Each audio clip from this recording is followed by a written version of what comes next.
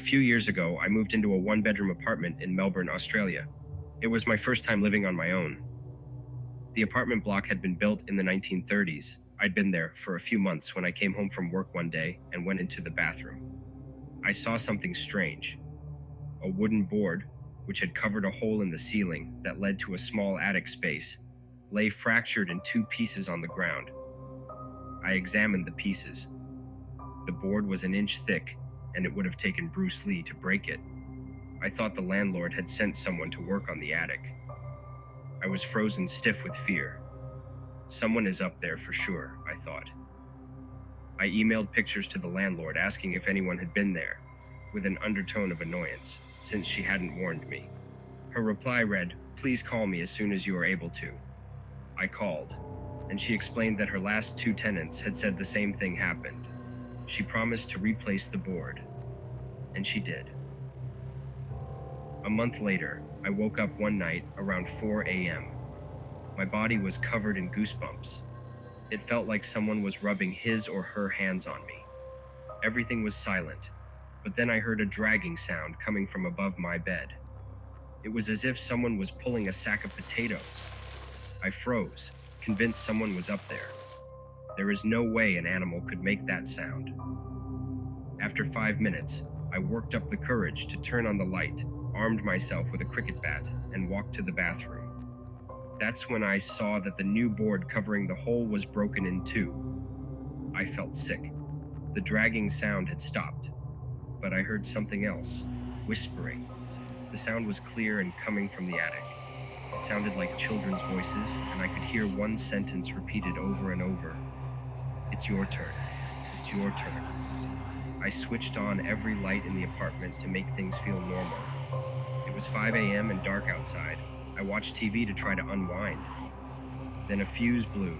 My pet budgie, Dexter, whom I kept in the kitchen, usually never made a sound at night, but he started squawking like he was being strangled. I'd never heard him make those sorts of noises. He was screaming. I grabbed my car keys, ran out, sat in my car, and waited there until the sun came up. When I saw people walking their dogs, this comforted me enough to go back in. The front door was open, but I figured I might have forgotten to close it when I ran out. I went to the kitchen to check on Dexter, but he wasn't in his cage. I felt sick again. All my windows were closed, so I looked everywhere inside. When I walked to the bathroom, I heard splashing. Dexter was half drowned in the toilet. I took him out, washed him, and dried him. I was so confused. At 8 a.m., I called the landlord and gave her a watered-down version of the night. "Oh, wow, you heard the whispering too," she said. "I stayed in that apartment for another 18 months. I heard the whispering on a few occasions, and twice the board covering the hole in the ceiling moved. Although I live elsewhere now, the landlord recently called.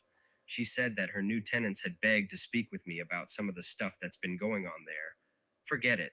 It's their problem now."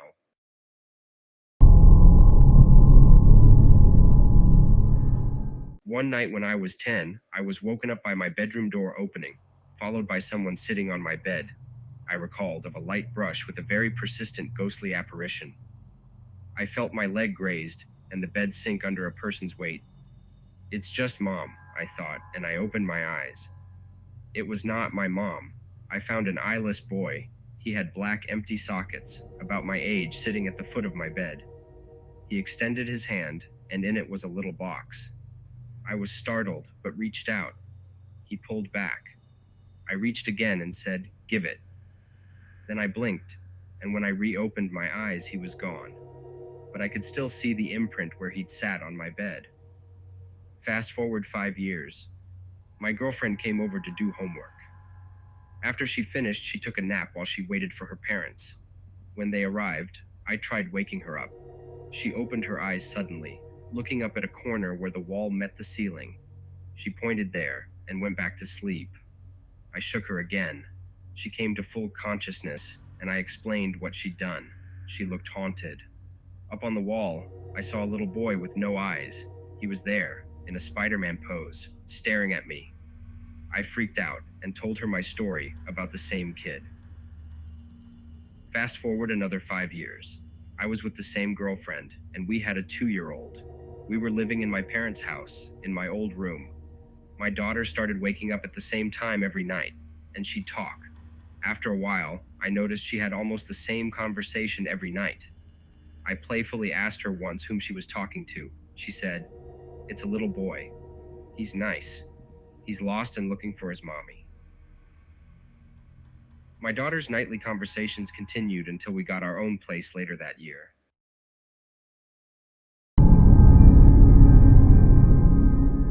I was staying with some friends.